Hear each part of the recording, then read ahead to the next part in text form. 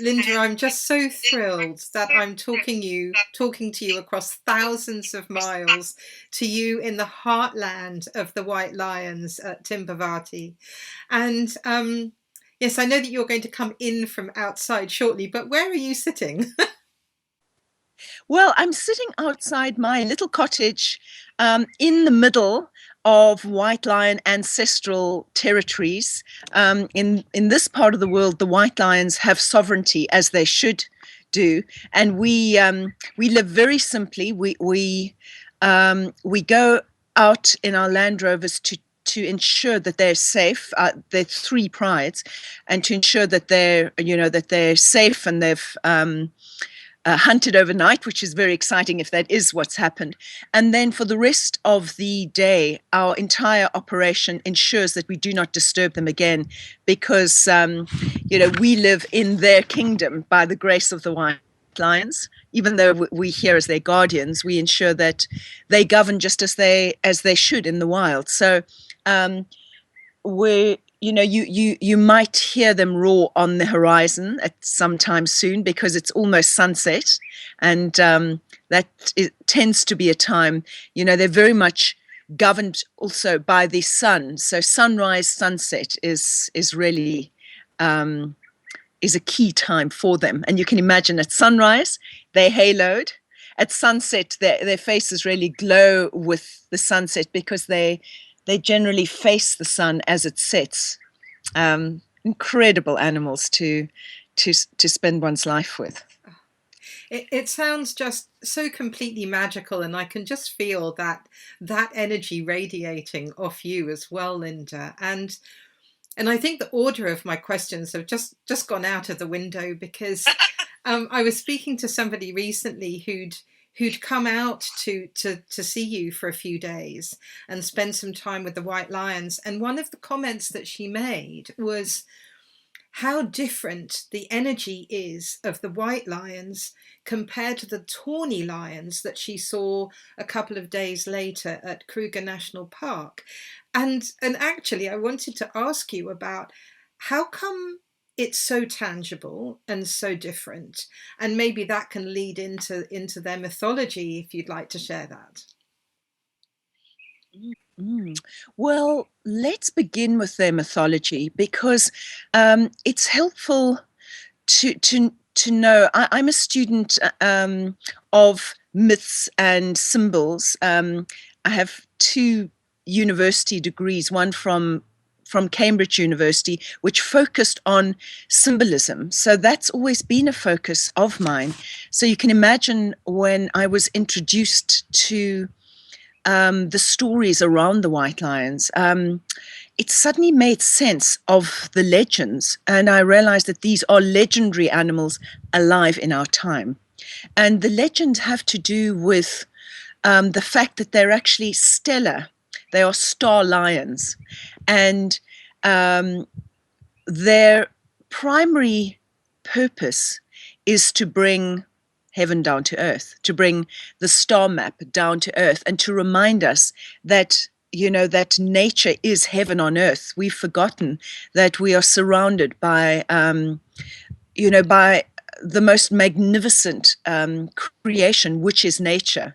And that is their purpose, is to remind us that we need to restore order on our earth. And when we do so, we enter into really a heavenly realm on earth.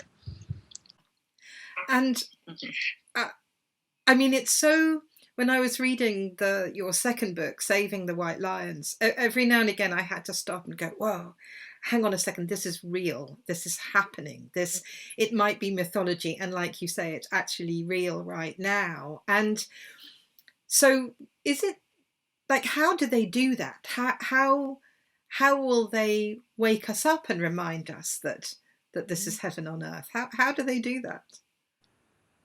Well, we live in extraordinary times, as many of us have understood. These are potentially end times. Many calendars, including the Mayan calendar, the ancient Egyptian calendars, and other calendars that I've been introduced to by indigenous people, talk about a time of closure on Earth that has a possibility for a rebirth, but it all depends on whether we are whether we step up as humans in this time of crisis on Earth and re-establish our contract with nature.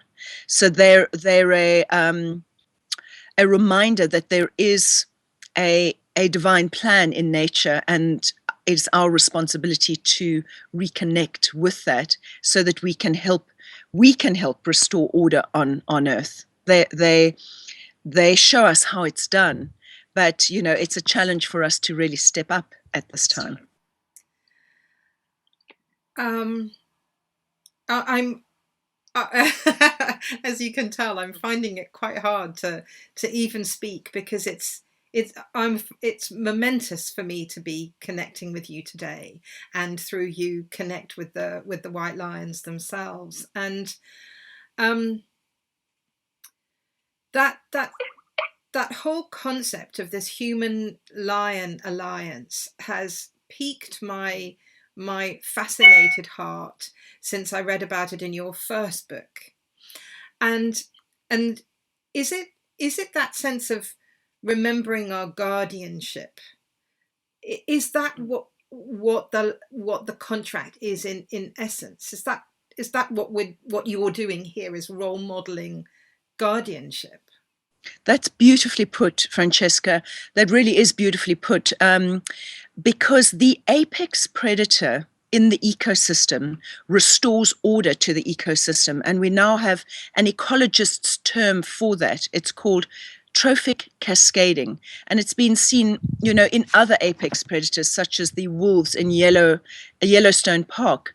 When the wolves were erased, there was a destruction of the ecosystem at many levels. When the wolves were reintroduced into the system, there was a restoration of balance all the way down the ecosystem, all the way down to the rivers and the streams and the plant base, let alone the prey base. So we now have a term for it. And when the apex predator is removed from the ecosystem, it's like the tip of a pyramid. With the tip being removed, the whole pyramid collapses. So what the white lion is the golden tip of the pyramid, returning to creation to remind us of this incredible system that was God-given, that is our role to be stewards of, and your word guardians of is so beautiful, because really that is what the apex predator does. It guards the sanctity and the balance and harmony of an ecosystem. Now you might say, well, the apex predator hunts and eats prey, but there is an intelligent logic to the way it works in an ecosystem. It's an astonishing thing how the predator-prey relations work, as they should in an ecosystem. So we witness, lions hunting, and it's a beautiful thing, because ultimately, I know it's hard for modern man to understand, but ultimately the prey, the lions serve the whole system in restoring balance, and the prey actually allows itself to be taken in this whole wheel of life. It's understanding that there's a soul agreement in nature between all energetic forms, which serve each other, and the lion ultimately serves the whole system. And I know that that's a complex thing for people in cities who have lost a sense of soul and connectedness to understand, but truly that's the way it works in an original system like this. And it's so beautiful that people are deeply humbled when they come here. I know, you asked me prior, what is the experience people could expect? And it's an entirely heart-opening experience where you suddenly remember the purpose of life and your own purpose in relation to life on this planet. That's quite a remarkable thought, that just by having this, witnessing them, witnessing the white lions, particularly in their homeland, that something so transformational could happen. But it sounds like you like that happens quite a lot with people that come and visit you. So It does. It happens a lot. I mean, full grown men weep. It sounds ridiculous, but they unashamedly do when they meet the lions, because it's as if they're in the presence of true royalty. yes, that's what my friend actually said. She said you can tell that they're royal. And then I hate to say that maybe tawny lions aren't, because they're also considered royalty, but there's something that just elevates the white lion somehow. Well, it's a question, I've considered. They, of course, all lions are royalty. They are the king of the animals. The white lion is the spirit.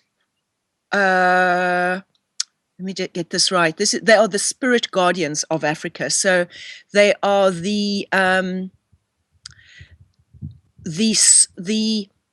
blueprint, or the template behind the whole plan of leadership on Earth. So that in their presence, you're aware of, it's they are in physical form, but you're so aware of the presence of spirit, that's something you seldom recognize in other forms. Of course, all forms have spirit, but the white lions are the closest to pure sunlight, before it incarnates into form. So I have a great exercise that I do when I speak in public, and there are kids in the audience, and I need to keep the kids occupied. And I say to them, well, draw the face of a lion, and they draw a face, and with the mane coming out like that. And then I say, but is that a lion, or is that the sun? And they say, oh, it's the sun. Oh, no, it's a lion. Oh, no, it's the sun. It's a lion. And of course, the lion is the sun that has taken on physical form on Earth. And the white lion is that purest form of, pure sunlight, that brings you back, actually. It's getting quite complex now, but it brings you back to the sun behind the sun, the star Sirius, which is believed to have given birth to the sun. So the lions are star lions as well as sunshine. They're the sun behind the sun. Wow. When I first discovered the white lions, it was actually before I knew that they were physical, real creatures.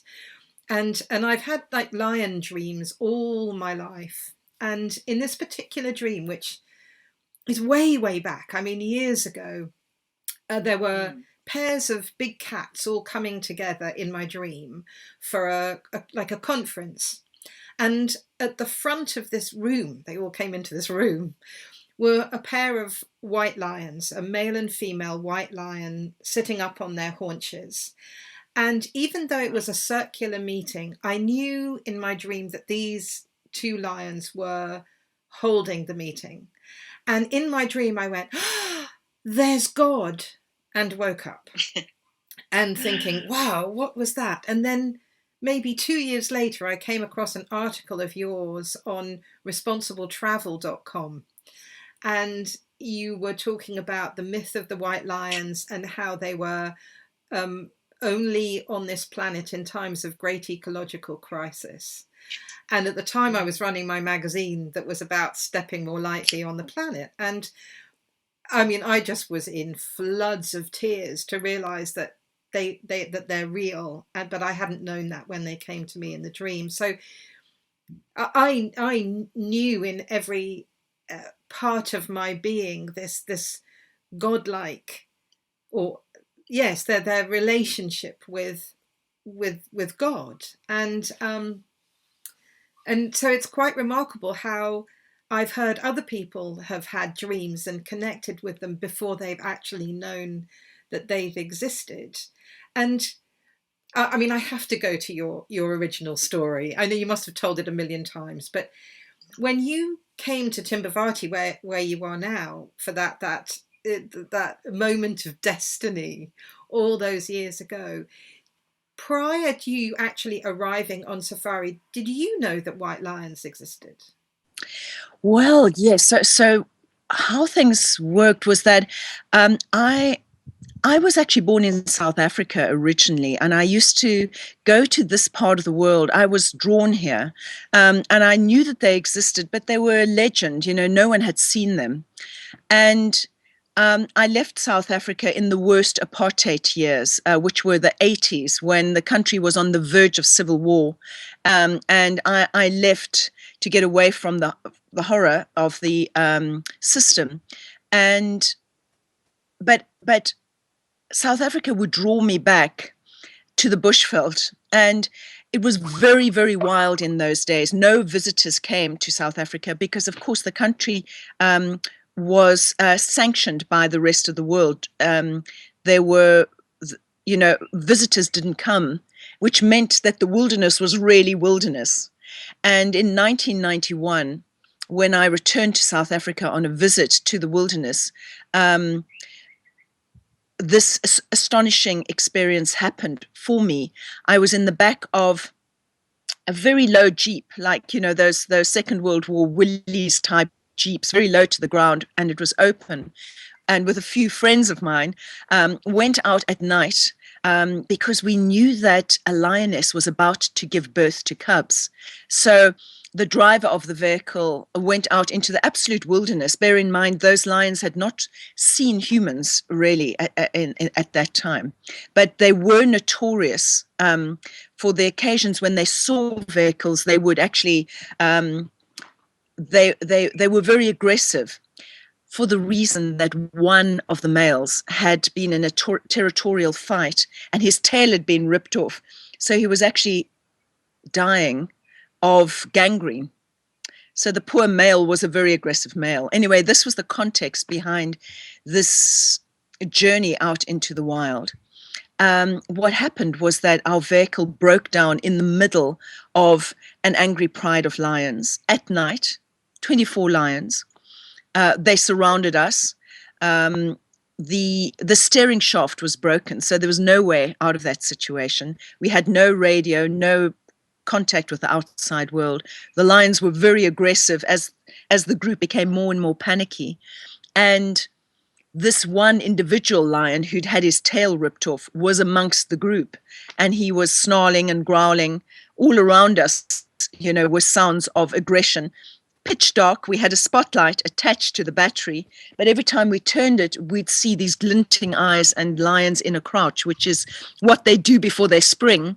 And the problem was that the group became panicky, and when humans behave like prey, lions behave like predators. And so it became increasingly clear that people were going to be eaten. And we were smelling of fear. And so we were really, as someone said, this is an open butcher shop. And once people lose their nerve, that is really the key to it. Fear spreads. And so the situation was becoming increasingly dangerous. And the worst thing was that the spotlight started to fade. So what is worse, seeing someone pulled off the vehicle and crunched next to you, or in the darkness just hearing the screams? It is an archetypal nightmare. But what happened that night really changed my life, because there was no solution to that situation, apart from staying very, very calm and praying, which none of us were doing. We were really in a state of panic and fear. And then what happened was this miraculous encounter, which changed my life. And that was that a medicine woman came walking on foot in the darkness with a little baby strapped to her back in the traditional way, and a little boy in front of her. And they were walking in complete calm and they walked right through the lions, and she came to my rescue. She came to our rescue. She came into the vehicle and just sat in a state of complete composure and faith, because later, when I gave up my life and returned to try and find her, I was an advertising exec at the time, and I returned to my world of advertising in Europe, but this situation haunted me, and I had to come back to Africa and find this woman later to find out how she'd done that miraculous thing of walking through the lions. And when I eventually returned and I found her, and I said to her, "How did you do that?" She said, "But there was no danger." And I said, "But you were going to be eaten in front of us." And she said, "There was no danger. That's why I put the baby on my back as proof that I wouldn't be harmed." And it was only then that I realized that there is a consciousness of pure, it's courage, but it's a particular kind of courage. It's a courage, it's a fearlessness that is inspired by love and reverence for nature that enables us to change our world. And she exhibited that. And that particular quality is what has fascinated me and determined my life ever since. I now have a leadership academy, takes place annually in white line territories, and it teaches that quality. It doesn't mean that we are going out to walk with the lions and are expected to do that by any means. No, it means that if we can hold that quality of fearlessness inspired by love and reverence for nature, we are able to change our world for the better. And that's what the training is in our Leadership Academy. Inspired by this astonishing woman whose name was Maria Corsa, the Lion Queen of Timbavati. It is one of the most extraordinary stories I think I've ever heard. And now, having read your second book, Saving the White Lions, you exhibit that. I mean, obviously, I know that you get frightened, and I'm like, of course you would, but your commitment to your path to serve these white lions is, as extraordinary as that show of courage from the medicine woman. And I mean, it is all quite remarkable. And one of the questions that I'd love to ask you is, I can imagine that the transformation on that particular night, and I'm sure that everybody else in the vehicle that witnessed that can't really be the same either. I mean, they must have transformed in that moment and seen the world differently. But with all the work that you've doing, so we're talking about 14 years ago now. Wow. That was the 10th of November, 1991. So let's do the maths. I think it's more than that, isn't it? I think it's a lot more. Oh, yes, sorry. Yes, it is. What am I thinking? It's 24 years, isn't it? That's ridiculous. I keep losing a decade here or there, maybe because it's coming up to my birthday. When is your birthday coming up? Oh, 4th of October. But yes, one of the things that I wanted to ask is, and I don't know if you can pinpoint this, but I was just wondering, like, there's that massive transformation that you must have undergone just sitting in the vehicle and then coming back a while later and meeting up with Maria and discovering your destiny. I mean, you're fulfilling a destiny, aren't you? You're fulfilling a prophecy. I'd love to know about that, interwoven with just this idea of what transformations that you've had to go through in order to fully embody your role. Well, wow, what a question, Francesca. I'm not sure quite how to answer that. I what I do know is that and what we do teach at the Leadership Academy as well is that each of us is here with a purpose. And And we require to follow that purpose, which ultimately, in some way, is to serve creation and to be of service. And so we describe two forms of leadership in the Leadership Academy, two forms of lion leadership. The one is based on the Hercules model, which, kills the lion, wears the cape in order to assume power. So it's a power model of of a power struggle, whereas the other model of leadership is one of service. The first, as you can see, the Hercules model is one of self-service at the expense of others, including, killing the king of animals in order to try and be that.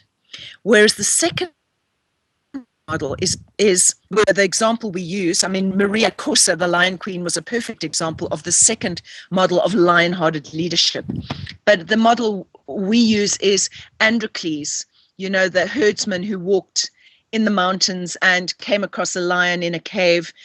The lion had a thorn in his paw, and instead of running away, Androcles is brave enough to assist the lion. And then, as nature always does, however you serve nature, you will be so rewarded in much more than you can ever imagine. So later, when Androcles' life was at risk, the lion protected his life and he was freed as a slave. So, those are the two models really of human leadership. If you go all the way back in human history, the one is a model of self-service, taking, because there's a sense of lack of heart. So you want something, you take the lion, you steal the heart of the lion, you try to be that, but ultimately you will fall. It's the dictatorship model, and actually, unfortunately, it's the consumerist model that most of us live in, where we all take from nature without giving back. But the other model of leadership is the one that the white lions are reminding us of at this time, where if you serve nature, you will be served by it in a way that we will restore order on our planet. And it's really beautiful to know that option is available to us. But it does require courage of the kind that is inspired by love and reverence for creation. Thank you so much for sharing that, because you've actually answered a question I had in the back of my head. That's a personal one. But I mean, you have to exhibit that all the time, that the power of the Androcles model, because aren't you surrounded by canned hunting farms that are the other greedy take model, aren't you? I mean, you're in a apparently very vulnerable position there physically with your lions. I mean, how do you deal with that? It seems that somehow that model is expressing itself in that heartland where you are. Yes, no, you're absolutely right. And let's look for a moment at what has just happened in our world. And we speak directly after this extraordinary event that took place with Cecil the lion, where all around the world, people became highly emotional about the fact that a noble lion had been slain in Zimbabwe. And, it's amazing that this lion touched the heart of so many people. And so it should do. I mean, that's what the lion does. The lion is the lion heart, the brave heart, the true heart.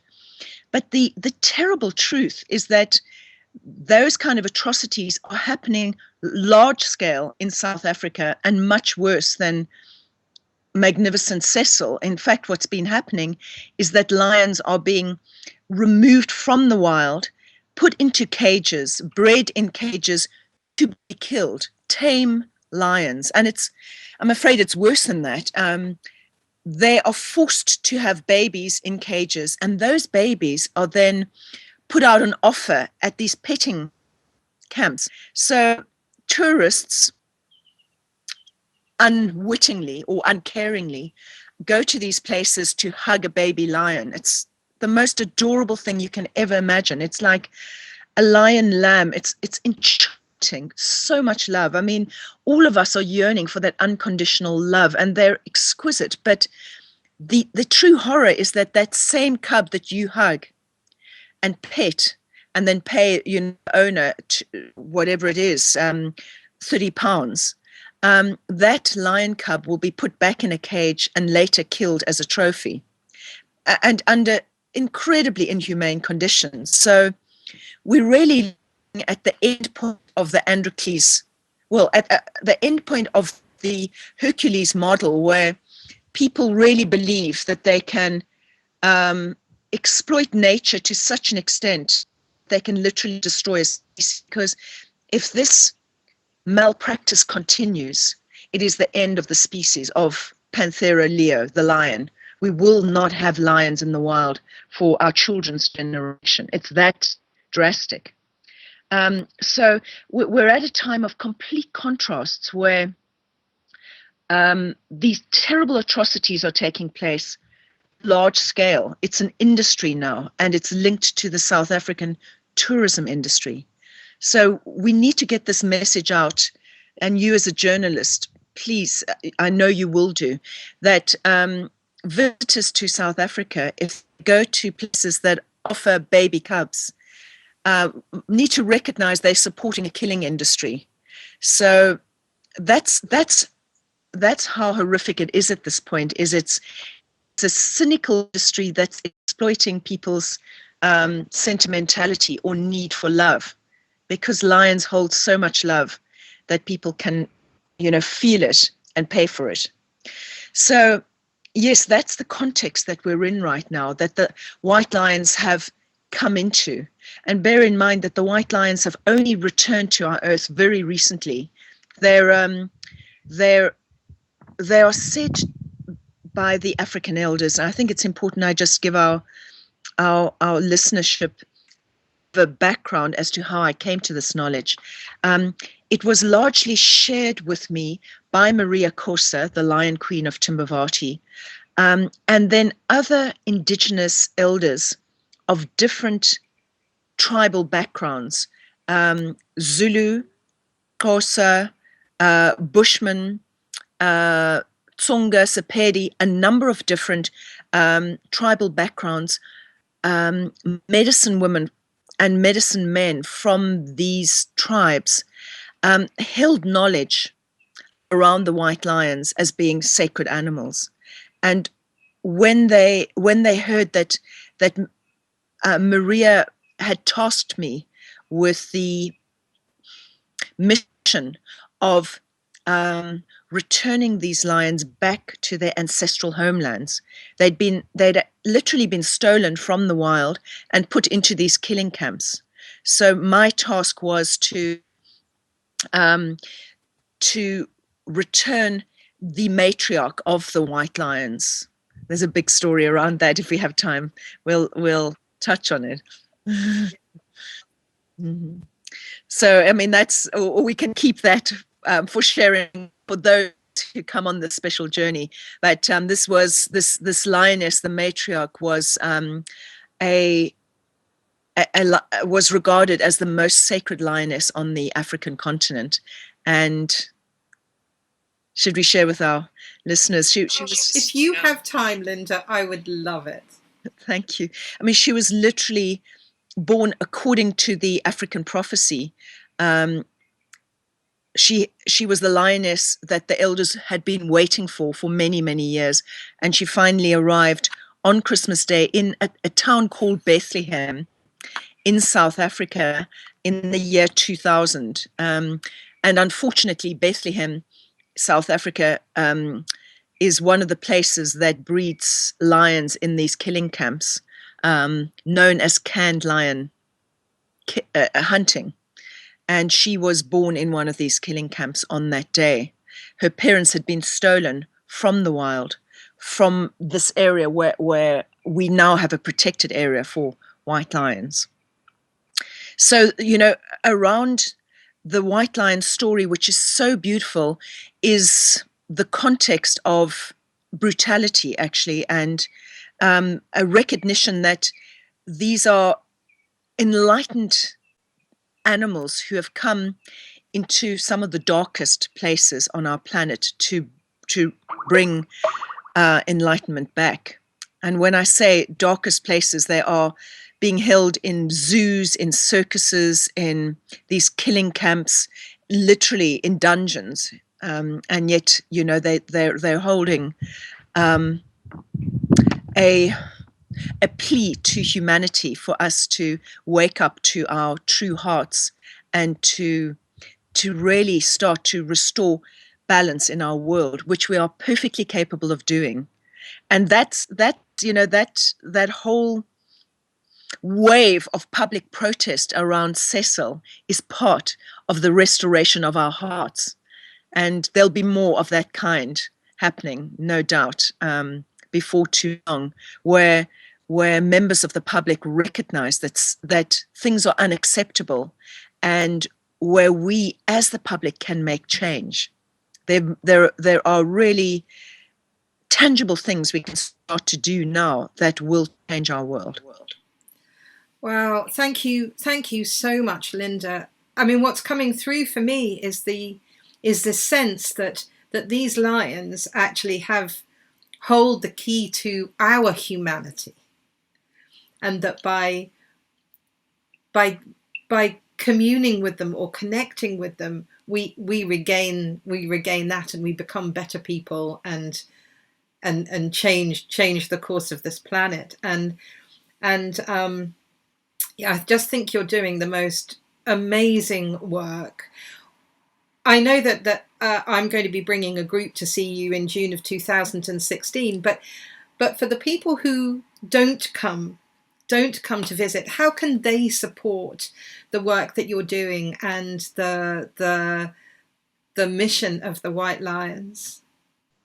Oh, what a wonderful question. Thank you, Francesca.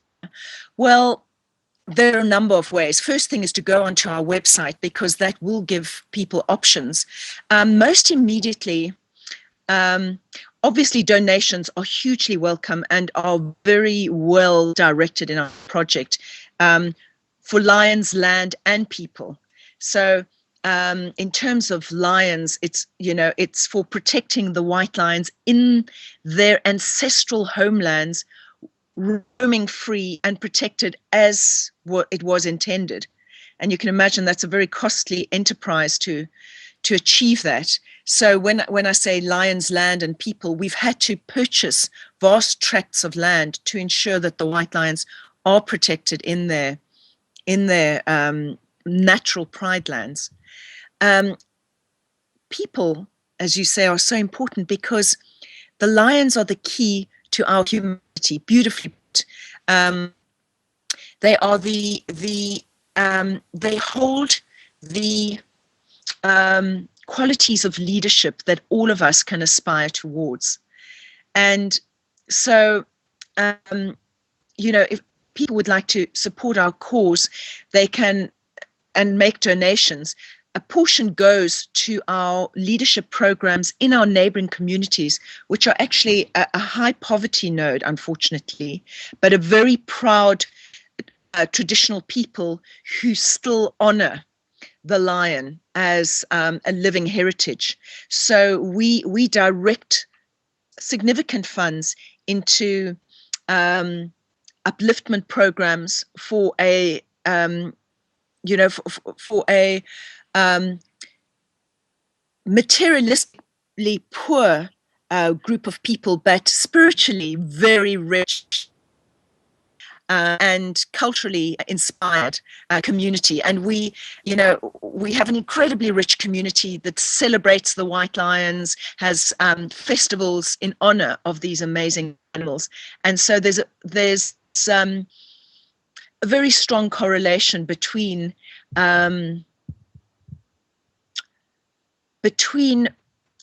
the restoration of ecosystem in this part of the world and human systems in a living model of how we as humans can really live with nature going forward. It is possible, and it's possible right here in our project. So on your visit, you will experience that.